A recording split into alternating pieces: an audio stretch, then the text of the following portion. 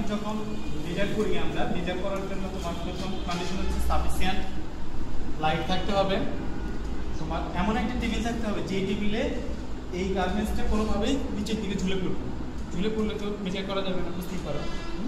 তো এই ক্ষেত্রে আমরা একদম প্রথম থেকে শার্টের মেজারমেন্টটা করি।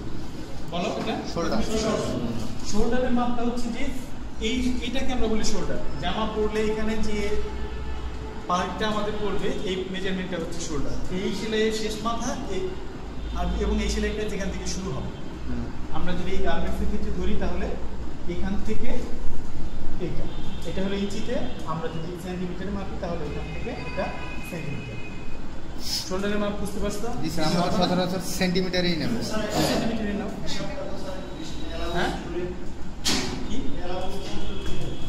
এখানে কোনো অ্যালাউন্স নেই, যা পাবো তাই। মেজারমেন্ট করার সময় কোনো অ্যালাউন্স নেই, যেটা পাবে সেটাই। এই সেলাইটা বরাবর, এটা শোল্ডার সিম, এটা হলো শোল্ডার সিম, শোল্ডার বরাবর যে সিম, এখানে তো সিম নাই, সিম আছে কি এখানে? শোল্ডার সিম শব্দটা হলো শোল্ডার বা শোল্ডার সিম, এসসিএম না, শোল্ডার সিম। হ্যাঁ, ওকে। তারপরে কি আছে?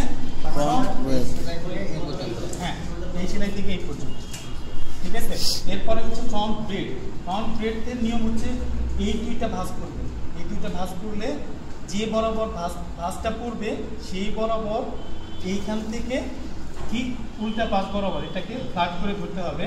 ফ্ল্যাট করে ধরে এখান থেকে এই বরাবর ব্রেড যে মাপটা হবে, মানে ভাঁজ বা মানে এখান থেকে তুমি এই মাপটা নিবা, কত আসবে এখানে যেটা আসবে। হ্যাঁ, এটা অর্ধেক করলে যেখানে যে বরাবর আসবে এই বরাবর আসছে, তার মানে এই বরাবর। হ্যাঁ, এই বরাবর নিয়ে তোমার এখান থেকে ঠিক একই বরাবর, নিচের দিকে না বা উপরের দিকে, এই স্পেস থেকে এই পর্যন্ত, এইটা থেকে এই পর্যন্ত আর্ম হোলের মাঝামাঝি জায়গা থেকে। হ্যাঁ,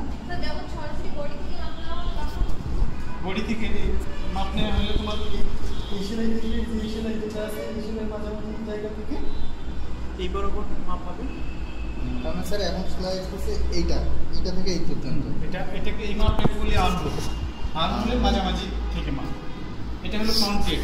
এটা যদি আমরা এখানে আমরা আরেকটা নিতে পারি, এটা হলো ব্যাক ব্রেড। হ্যাঁ, তোমার 12 নম্বরে আমরা এখানে দিলাম একটা ব্যাক ব্রেড, ঠিক আছে।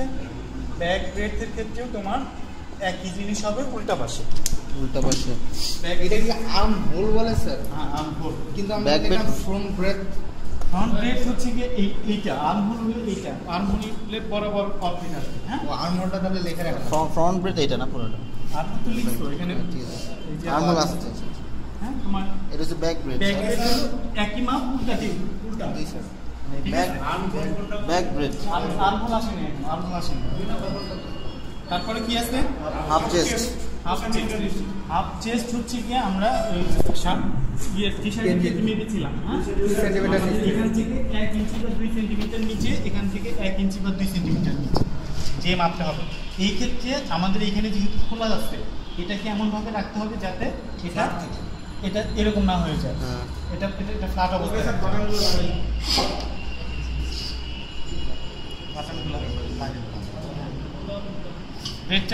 ফ্রন্ট ব্রেড বুঝতে পারছো? হ্যাঁ, তারপর এখান থেকে 2 দিকে এখানে 2 সেন্টিমিটার নিচে। এটা কি হলো স্যার? Half chest. হ্যাঁ, ফ্রন্ট বা নিচেরটা সবার নিচে। এই ক্ষেত্রেও আমাকে এটা খেয়াল রাখতে হবে, এখানে যেন এটা মানে ভাঁজ হয় না, ছড়ায় না, নর্মাল যেন থাকে না। ছড়াই গেলে এটা বড় হয়ে যাবে। তারপর কি আছে?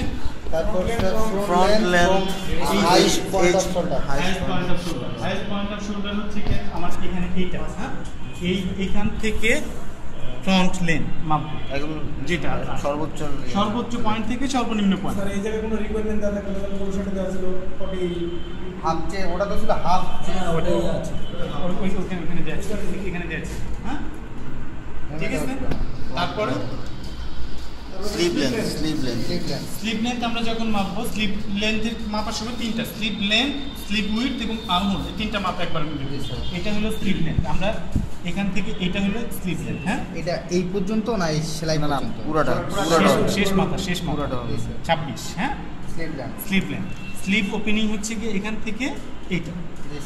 আর আর আর্মহোল হচ্ছে কি আর্মহোলের দুইটা মাপ আছে। আর্মহোল যদি যখন থাকবে, শুধু আর্মহোল যখন থাকবে, এটাকে এরকম বাঁকা করে মাপতে হবে। হ্যাঁ, এরকম বাঁকা করে মাপতে হবে, আর্মহোল এরকম বাঁকা করে মাপতে হবে। হ্যাঁ, এটা। আর আর্মহোল স্ট্রেট যদি থাকতো তাহলে আমরা এখানে আমি লিখি নাই, আর্মহোল স্ট্রেট থাকলে এটাকে আমরা লম্বা বরাবর, স্ট্রেট থাকলে এটা হলো আর্মহোল স্ট্রেট। লিখে নেবো স্যার। স্যার একটা লেখা দরকার আছে। দরকার নেই। ঠিক আছে, আর কি আছে? CBL. Sleeve opening sleeve opening তো দেখালাম। না না, সিবিএল। সিবিএল সিবিএল হলো সেন্টার ব্যাক লেন। এটা হলো সেন্টারে কলারের নিচে থেকে না কলারের নিচ থেকে, এটা হলো ব্যাক এবং এটা হলো লেন। আমাদেরকে ওই সেলাই থেকে নিতে হবে সিবিএল। কলারের নিচে থেকে কলার জায়গা থেকে। কলারের নিচ থেকে। কলারের নিচ। সেন্টার দেখো এটা মাঝখানে, ব্যাক এটা ব্যাকে পিছনে। এবং length length, centre back length. জি স্যার, বুঝতে পারছি। ঠিক আছে, তারপরে কি আছে? কলার লেন্থ। কলার লেন্থ কলার লেন্থের ক্ষেত্রে আমরা এই বাটনটা খুলে নিতে হবে। হ্যাঁ, কলার লেন্থের ক্ষেত্রে বাটনটা খুলে নিয়ে এই বাটন থেকে এই বাটনের হোলের মিডল পর্যন্ত, এখানে এই বাটন থেকে বাটন হোলের মিডল পর্যন্ত, বাটন হল মিডল পর্যন্ত। স্যার দুই প্রান্ত নেব না, বাটন না, থেকে বাটন। বাটন থেকে বাটন হোল। 38 কলার আমরা যখন মাপবো বাটন থেকে বাটন হোল। হ্যাঁ, কলার আমরা এই মিডল বন্ধ থাকা অবস্থায় এটা আমার লাগে কিনা সেটা আমরা দেখি, এই প্রান্ত আর এই প্রান্ত লাগলো কিনা সেটা আমরা দেখি না। স্যার, যে সময় আমরা বানাবো একটা শার্ট, সে সময় তো আমাদের এই জায়গাটা কাটা থাকবে না। যে সময় বানাবো, এটা তো একটা তৈরি করা শার্ট। হ্যাঁ, কাটতে হলো এই মাপ অনুযায়ী তাহলে হলো। তোমার একটা মানে স্যাম্পল দিয়ে ওই স্যাম্পল অনুযায়ী কাটবো না না না, কাটার আগে ওই সময় কি ফাঁকা দিয়ে রাখবো বাটনটা, যে সময় মাপবো, যেমন মনে করো কলারটা মাপতেছি এই সেলাই থেকে হ্যাঁ, এই তুমি এখান থেকে এটা মাপছো, তোমার লাগবে হলো 38, তাহলে তুমি এখানে বাটনটা নিবা, তারপরে দেখবা যে এটা তোমার 38 কোথায় আসে, সেখানে কাটবা। আচ্ছা আচ্ছা। এখানে আমরা মাপ দিয়ে এই এখানে তারপরে? বাটনের বাটন তারপরে sir front plug black and with front placket হচ্ছে কি আমাদের এইটা, ওইটা এটা হলো ফ্রন্ট প্ল্যাকেট উইথ হচ্ছে এটা। হ্যাঁ, হ্যাঁ ঠিক আছে। ও আরেকটা এখানে আছে ফ্রন্ট পকেট লেন, এটা ফ্রন্ট পকেট উইথ এটা। এটা লিখতে হবে। হ্যাঁ,